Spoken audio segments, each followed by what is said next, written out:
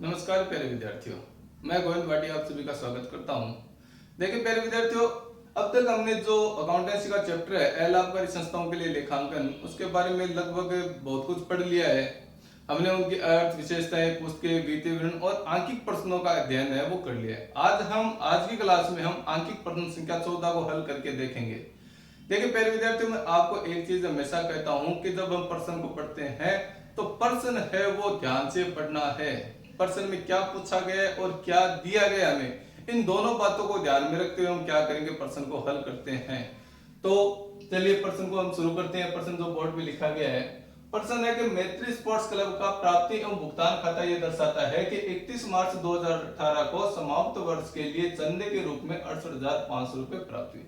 जो sports club है इसके 68,500 रुपए चंदे के प्राप्त हुए और चंदा वो क्या होता है, आयगत मद होती है और इसको आय व्यय खाते के आय पक्ष में कर सकते हैं। ठीक है।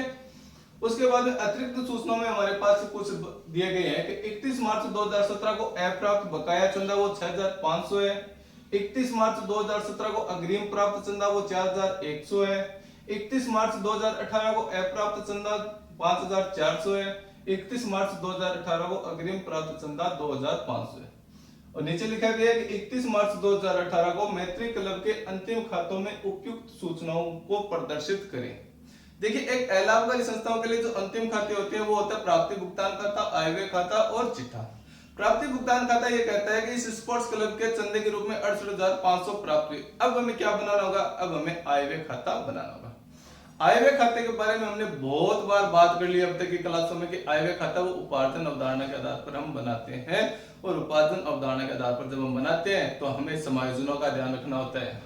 समायोजन का ध्यान कैसे रखना होता है कि हमें चालू वित्तीय वर्ष के 12 महीने की अवधि के लेन देन लिखने होते हैं। यदि कोई लेन देन में बकाया राशि है तो उसको हम जोड़ देंगे, यदि अग्रिम राशि है जो पिछले वर्ष की या अगले वर्ष की है तो उसको हम घटा देंगे।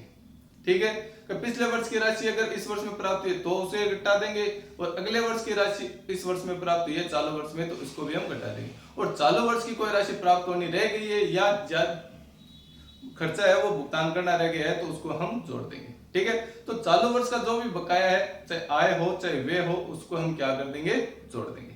तो देखिए पहले विद्यार्थियों कि जब हम आय व्यय खाता बनाएंगे तो आय व्यय खाते का प्रारूप आपके सामने दिया गया है कि 31 मार्च 2018 को समाप्त वर्ष के लिए आय और व्यय खाता है वो प्रारूप हमने दे दिया। चंदा है वो हमें कितना प्राप्त हुआ है, 68,500 रुपए प्राप्त हुए। मैंने आपको बताया कि जो हम चालू वर्ष है वो हमारा वित्तीय वर्ष है वो 1 अप्रैल 2017 से 31 मार्च 2018 को है, और 31 मार्च को हमारी पुस्तकें बंद हो रही है तो हम 31 मार्च 18 को क्या बना रहे, आय व्यय खाता बना रहे। अब 31 मार्च 2018 को यदि कोई राशि बकाया है तो उससे तो हम क्या करते हैं, जोड़ते हैं, और कोई राशि अग्रिम है वो अगले वर्ष की है उसे हम क्या कर देते हैं, घटा देते हैं। ठीक है, तो वर्ष के अंत का बकाया जुड़ेगा तो वर्ष के प्रारंभ का बकाया क्या होगा, घटेगा। क्यों, क्योंकि वो पिछले वर्ष से संबंधित है। और वर्ष के अंत का अग्रिम जुड़े घटेगा क्योंकि वो अगले वर्ष से संबंधित है, तो वर्ष के प्रारंभ का अग्रिम जुड़ेगा क्योंकि वो चालू वर्ष से संबंधित है। ठीक है प्यारे विद्यार्थियों, तो देखिए हमारे पास 31 मार्च 17 को जो अप्राप्त बकाया चंदा है वो कितना है, 6,500 रुपए। तो प्रारंभ का बकाया तो घटेगा और वर्ष के अंत का बकाया जुड़ेगा। तो प्रारंभिक बकाया 6,500 हमने घटाया तो राशि आ गई 62,000, और वर्ष के अंत का बकाया उसको हम जोड़ेंगे 5,400 को तो राशि आ गई 67,400 रुपए। ये तो हमने कर दिया बकाया का या अप्राप्त चंदे का समायोजन। अब अग्रिम की बात करते हैं तो वर्ष के अंत में जो अग्रिम राशि है वो अगले वर्ष से संबंधित है तो उसको हम घटाएंगे, और वर्ष के प्रारंभ की जो अग्रिम राशि है वो चालू वर्ष से संबंधित है तो उससे हम जोड़ेंगे। तो देखिए एड प्रारंभिक अग्रिम कितना है, 4,100 रुपए हमने जोड़ दिया, राशि आ गई 71,500 रुपए, और इसमें से हमने अंतिम अग्रिम 2,500 घटा दिया तो आय व्यय खाते में चंदे की कितनी राशि दिखाएंगे, 69,000 रुपए दिखाएंगे। ठीक है प्यारे विद्यार्थियों, अब इसने पूछा है कि अंतिम खातों में, तो आय व्यय खाता तो हमने बना दिया जिसमें हमने बकाया का और अग्रिम का समायोजन करने के बाद में जो राशि है वो आय व्यय खाते में कितनी आएगी, 69,000 रुपए आएगी। अब हमारे पास हम क्या बनाएंगे, 31 मार्च 2018 को बैलेंस शीट बनाएंगे, तुलन पत्र बनाएंगे। तो 31 मार्च 2018 को समाप्त वर्ष पर तुलन पत्र हमने इसका प्रारूप बना दिया। दायित्व राशि, संपत्तियां राशि, लायबिलिटीज हो गया, ये एसेट्स हो गया। ठीक है, तो चंदा है वो आयगत मद है तो चंदा तो कहां चला गया, आय व्यय खाते में चला गया।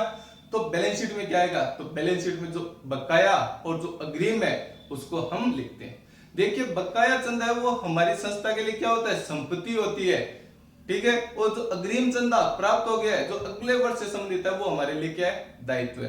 तो बकाया चंदा वो 31 मार्च 2018 को कितना है, अप्राप्त चंदा 5400 रुपए, तो हम संपत्तियों में लिख देंगे बकाया चंदा या अप्राप्त चंदा 5400 रुपए।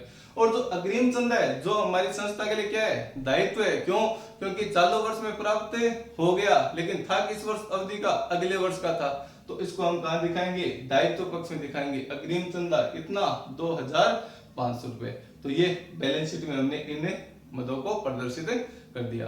तो देखिए पहले विद्यार्थी छोटा सा प्रश्न था जिसमें हमें जो बकाया और अग्रिम के जो प्रारंभिक शेष और अंतिम शेष दिया गया है तो उनका समायोजन करके हम किस प्रकार से आय व्यय खाते में दिखाई जाने वाली राशि ज्ञात करते हैं और बैलेंस शीट में इन मदों को किस प्रकार से दिखाते हैं, इसका अध्ययन इस प्रश्न में हमने किया है। ठीक है प्यारे विद्यार्थियों, आप इसका स्क्रीनशॉट ले लीजिए और इसको अपने पुस्तक में रजिस्टर में बाद में नोट कर लेना। देखिए प्यारे विद्यार्थियों आज की क्लास में हम इतना ही पढ़ेंगे। हमने लगभग प्रश्न कर लिए। इसमें जो पहला चैप्टर इसमें 19 प्रश्न है तो थोड़े बहुत हो रहे हैं वो हम आगे की क्लास में कर लेंगे। आपको ये क्लास कैसी लगी, जो आपको पढ़ाया जा रहा है वो समझ में आ रहा है नहीं आ रहा, ये आप कमेंट करके जरूर बताएं। अगर आपको समझ में आ रहा है तो यस कमेंट करें, यदि आपको समझ में नहीं आ रहा है तो नो कमेंट करें। वीडियो को लाइक करें, शेयर करें, चैनल को सब्सक्राइब करें।